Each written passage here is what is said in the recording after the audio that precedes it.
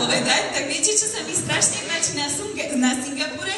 Jednoducho, keď tam príde monzón, alebo teda vydatný dážď, ak by ste neverili, jednoducho ono sa zotmie a ten dážď začne padať a jednoducho viete, čo je na tom najlepšie? Ten dážď je studený, ale ostatne vonku je strašné teplo.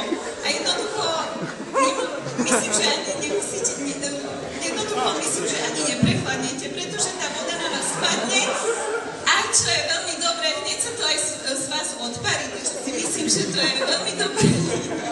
Potom ďalej, ak by som mohla povedať, takže geografia, nachádza sa na južnom okraji Malajzijského poloostrova, ktorý je vlastne prepojený cestou a železničnou traťou.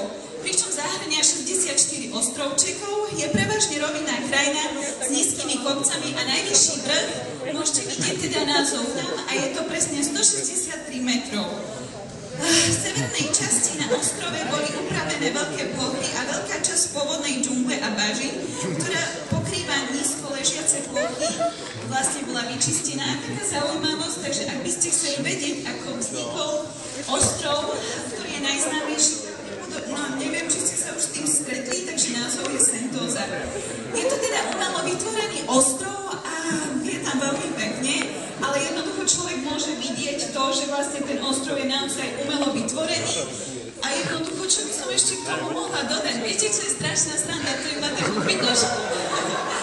Ak by ste tam náhodou išli a prepravovali by ste sa autobusom vlastne až na tú pláž, kde vás potom vlastne z autobusu musíte si zobrať taxík, aby ste sa potom dostali napríklad do Delfínej lagúny, tak veľmi čo je tam úplne úžasné, keď jednoducho vidíte, ako tie opice idú iba popred vás. Jednoducho ten ostrov je tak urobený, že jednoducho môžete sa normálne stretnúť so zvieratami. A potom, čo je úžasné, tak vlastne Singapur by som povedala, že je také Švajčiarsko Ázie, pretože naozaj tí ľudia sa starajú jednoducho o to, aby tá krajina nejako vôbec vyzerala, jednoducho starajú sa o to, aby sa triedil odpad, ale to som sa zase dostala niekde inde, kde som nechcela byť. Ak by som mohla povedať, takže vlastne rozprávajú tu aj 4 jazykmi, čo je teda čínština, ďalej je to malajzijský jazyk, potom ďalej je to tamilčina a samozrejme angličtina.